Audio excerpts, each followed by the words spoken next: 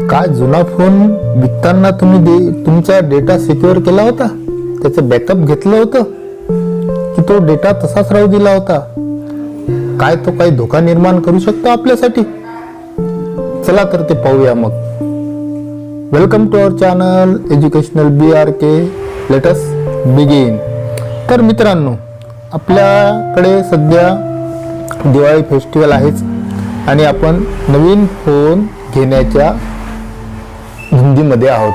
आणि जुना फोन काय करायचा, तर आपण एक्सचेंज ऑफरमध्ये जुना फोन एखाद्या दुकानदाराला किंवा एखाद्या कमर्शियल साईटवर तो देऊन टाकतो बा.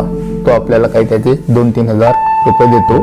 परंतु तुम्ही त्या फोन मधला तुमचा जो डेटा आहे तो खरोखर तुम्ही त्याला सिक्युअर केलेला आहे का, इरेज केलेला आहे का, की तसाच तो तुम्ही विकलेला आहे? काही एक्सपर्ट तो तुमचा डेटा परत मिळवू शकतात आणि त्याचा मिसयूज करू शकतात पा. त्यामुळे तो सिक्युअर केला आहे का? चला तर मग कोणत्या पद्धतीने तो डेटा आपल्याला सिक्युअर करता येईल तो पाहू पा. तर सर्वप्रथम तुम्ही काय करायचं, फोन विकायचा म्हटला की त्याचा बॅकअप घेणं गरजेचं आहे. बॅकअप कशाचा घ्यायचा बा? तुमचे फोटो असतात, व्हिडिओज असतात, कॉन्टॅक्ट्स असतात, त्याचा बॅकअप आपल्याला घेणं गरजेचं आहे. कसा घ्यायचा तो बॅकअप? मग त्यासाठी प्रथम सेटिंगवर जायचं. सेटिंगवर गेल्यानंतर तुम्हाला बॅकअप अँड रिसेट नावाचं एक पुढचं ऑप्शन मिळते बा, ते शोधायचं सेटिंगवर. जर पहिल्या पेजवर नसेल मिळालं तर दुसरं पेज जर असेल एखादं तर दुसऱ्या पेजवर जाऊन ते पाहायचं पा. जसं इथं मला मोर सेटिंग दिसते पा, कारण मला इथे बॅकअप दिसत नाही आहे. मग मी मोर सेटिंगवर परत क्लिक करतो. मोर सेटिंगवर गेल्यानंतर परत खाली स्क्रोल करतो. खाली स्क्रोल केल्यानंतर मला बॅकअप आणि रिसेट हे फंक्शन मिळते बा. त्याला टच करून ओपन करतो आणि नंतर तुम्हाला वरच एक ऑप्शन मिळते बा, बॅकअप डेटा. त्याला परत क्लिक करतो आणि क्लिक करून तो डेटा माझ्या गुगल सर्व्हरवर ट्रान्सफर करतो. त्यासाठी परत त्या बटनाला मी क्लिक करतो आणि बॅकअप माय डाटा या अलाव करतो. आणि मग माझं अकाउंट, माझं वायफाय पासवर्ड, माझे ॲप्स डाटा सगळं सेटिंग जे असेल बॅकअप होऊन जाईल आणि माझा डेटा माझ्या फोनवर ज्यावेळेस मी नवीन घेईल त्यावेळेस तो सुरक्षित असेल पा. आता आपण हा डेटा बॅकअप घेतला. एकदा तुम्ही तुमचा डेटा बॅकअप घेतला की नंतर तुम्हाला काही जे तुमच्या फोनमध्ये उरलेलं असेल, जो काही डेटा शिल्लक असेल, जो तुमच्या कामाचा नसेल, त्याला मात्र आता इरेज करणं गरजेचं आहे पा. कसा इरेज करायचा तो? इरेज केल्याशिवाय तुम्हाला तो फोन विकायचा नाही, नाहीतर आपल्याला काही सिक्युरिटी थ्रेट येऊ शकतात पा. त्यासाठी परत तुम्हाला काय करायचं आहे, तर सेटिंगवर जायचं आहे. सेटिंगवर गेल्यानंतर फॅक्टरी रिसेट परफॉर्म करायचं आहे पा. तर फॅक्टरी रिसेट करण्यासाठी तुम्हाला परत फोनवर जायचं आहे. त्यानंतर माझ्या फोनमध्ये मोर सेटिंगमध्ये रिसेट आहे, तर परत मी खाली स्क्रोल करतो. मला बॅकअप अँड रिसेट भेटलेला आहे, त्याला मी ओपन करतो. त्यानंतर मला काही पुढचे ऑप्शन मिळतात पा. त्यामध्ये खाली 2 ऑप्शन दिसतात पा तुम्हाला. रिसेट ऑल सेटिंग म्हणजे ज्यावेळेस तुम्ही फोन ज्या स्थितीमध्ये घेतला होता त्या स्थितीमध्ये आणण्यासाठी तुम्हाला रिसेट ऑल सेटिंग हे ऑप्शन निवडता येते. म्हणजे तुम्हाला विकायचा नसतो, परंतु तुमचा फोन परत पहिल्या सेटिंगवर आणायचा असेल तर हे सेटिंग करता येईल. परंतु जर फोन विकायचा आहे, आता तुम्ही ठरवलेला आहे, तर इरेज ऑल डेटा हे ऑप्शन तुम्ही वापरायचं.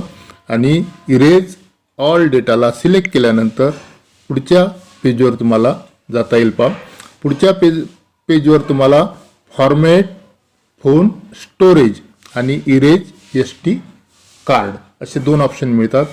तर SD कार्ड तुम्ही काढून ठेवत असता, ते तर विकायचं नसते तुम्हाला. तुम्ही जर तसं कबूल केलं असेल की SD कार्डसुद्धा मी तुला देणार आहे, तर त्यालासुद्धा फॉर्मॅट करणं गरजेचं आहे.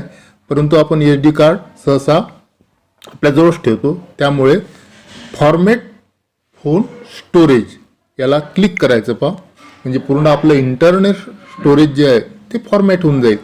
तर पुढे क्लिअर नाऊ खाली तुम्हाला दिसते पहा, ते क्लिअर नाऊ इथे हिट करायचं आणि तुमचा जो फोनवरील म्हणजे इंटरनल स्टोरेजवरील जेवढा काही डेटा आहे तो तुम्हाला काय झालेला दिसेल, इरेज झालेला दिसेल पहा तुम्हाला.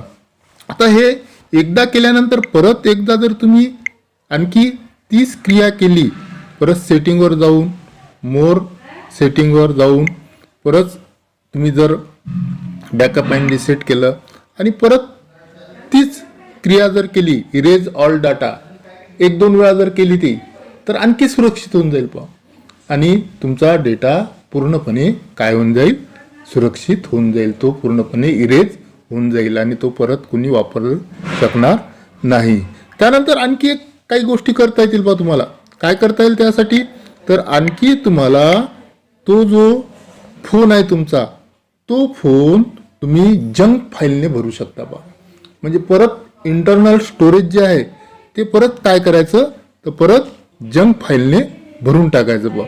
जंक फाईल म्हणजे काय, तर कोणतेही व्हिडिओ, कोणतेही समजा फाईल्स, गाणी किंवा जे तुम्हाला कामाचे नसतील ते सगळे त्यामध्ये परत स्टोअर करून ठेवून द्यायचं बा.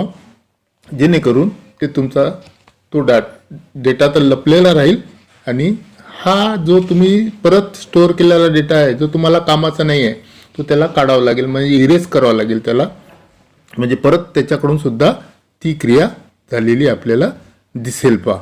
त्यानंतर तुम्ही जर एखाद्या ॲप्सवर लॉग इन झाले असाल तर त्या ॲप्सचं लॉग इन काढू शकता तुम्ही. नवीन फोन घेतल्यानंतर परत त्या ॲप्सवर तुम्ही लॉग इन होऊ शकता बा. तर त्याचे पासवर्डसुद्धा तुम्ही काढून घेऊ शकता. पासवर्ड काढायचं, लॉग आउट करायचं आणि परत नवीन फोनवर काय करायचं, लॉग इन करायचं त्या जुन्या पासवर्डने. नाहीतर ते तसेच राहतात आणि आपल्याला नवीन फोनवर सुद्धा ते नंतर आपल्याला लॉग इन झालेलंच मिळते पहा. पण त्याआधी सुरक्षितता म्हणून त्यांचं लॉग आउट करून घ्यायचं ॲप्सवरचं आणि पुढच्या नवीन फोनमध्ये तो परत तुम्ही काय करायचं, तो डाउनलोड करून त्यावर लॉग इन करायचं. डेटा बॅकअप घेतल्यानंतर तो इरेज करण्यापूर्वी आणखी एक गोष्ट आपल्याला करता येईल पहा. त्याला म्हणतात इन्स्क्रिप्ट युअर डेटा. म्हणजेच यामध्ये काय करायचं असते तुम्हाला, तर इन्स्क्रिप्ट जर डेटा आपण जर केला तर कोणी फार जर एक्सपर्ट असेल तो जरी तुमचा डेटा त्या फोनमधला काढायचा प्रयत्न करत असेल तर त्याला पासवर्डही लागेल आणि त्याला त्या डेटाला तो पाहण्यासाठी इन्स्क्रिप्ट करावं लागेल त्याला. म्हणजे इन्स्क्रिप्ट आपण जर केलं ते कोडिंगची लँग्वेज असते बघ, तर त्याच्यावर पासवर्ड आपोआप लागतो आणि मग तो पासवर्डशिवाय तो डेटा ओपन करू शकत नाही. त्याला डिस्क्रिप्ट केल्याशिवाय तो ओपन करता येत नाही पहा. त्यासाठी काय करायचं, म्हणजेच इन्स्क्रिप्ट करण्यासाठी फोनला इन्स्क्रिप्ट करावं लागते पहा. तर फोनला इन्स्क्रिप्ट कुठून करायचं, तर परत जायचं सेटिंगमध्ये. सेटिंगमध्ये गेल्यानंतर पुढचं सिक्युरिटी पाहायची पहा. सिक्युरिटी ऑप्शनला निवडायचं. तर सिक्युरिटी तुम्हाला सेटिंगमध्ये मिळून जात असते पहा. तर पर्सनलमध्ये सिक्युरिटी मिळून जाते. सिक्युरिटीला क्लिक करायचं. सिक्युरिटीला क्लिक केल्यानंतर परत स्क्रॉल करायचं आणि इन्स्क्रिप्शन म्हणून दिसते पहा तुम्हाला. तिथं इन्स्क्रिप्ट फोन असं दिसते पहा. त्याला परत क्लिक करायचं आणि क्लिक करून फोन तुमचा लावायचा चार्जिंगला, म्हणजे फुल चार्जिंग असली पाहिजे, कारण इन्स्क्रिप्ट करण्यासाठी बॅटरी भरलेली पाहिजे. त्यानंतर चार्जिंगला लावल्यानंतर तुम्हाला इन्स्क्रिप्ट फोन हे हायलाईट होते आणि नंतर तुम्हाला तुमचं फोन इन्स्क्रिप्ट करता येईल. म्हणजे तुमचा तो डेटा कोणत्याही प्रकारे कुणाला मिळवता येणार नाही. त्यानंतर आणखी एक गोष्ट करता येईल पहा तुम्हाला. तर ती गोष्ट म्हणजे तुम्हाला काय करता येईल, डिसेबल फॅक्टरी रिसेट प्रोटेक्शन. जी फॅक्टरी रिसेट असते त्याला डिसेबल करायचं. त्याला डिसेबल करायचं म्हणजे काय करायचं, तर एक सिंपल स्टेप करायची बा. ती सिंपल स्टेप म्हणजे कोणती, तर आपण ज्या गुगल अकाउंटला लॉग इन झालेला असतो, प्रत्येक जणाला गुगल अकाउंटला लॉग इन व्हावंच लागते फोन कोणताही सुरू करण्यापूर्वी, तर त्या फोनवर लॉग आऊट करून टाकायचं गुगल अकाउंटला. गुगल अकाउंटला लॉग आऊट करायचं. मग आपल्याला ज्यावेळेस तुम्ही नवीन फोन घेता, त्या नवीन फोन घेत असताना परत गुगलला लॉग इन करून टाकायचं. म्हणजे तुमचं जे जसा पूर्वीचा फोन होता ते सगळं तिथे तुम्हाला मिळालेलं असेल पा. त्याच्यासाठी काय करायचं, म्हणजेच काय करायचं, तर गुगलला लॉग आऊट करून घ्यायचं पहिले. गुगलला लॉग आऊट करण्यासाठी परत सेटिंगमध्ये जायचं. सेटिंगमध्ये गेल्यानंतर परत तुम्हाला अकाउंट हा सेक्शन मिळतो पा. अकाउंट या सेक्शनला जायचं आणि अकाउंट या सेक्शनला क्लिक करायचं. अकाउंट या सेक्शनला गेल्यानंतर आपल्याला कशाला लॉग आऊट करायचं आहे, तर गुगलला निवडायचं.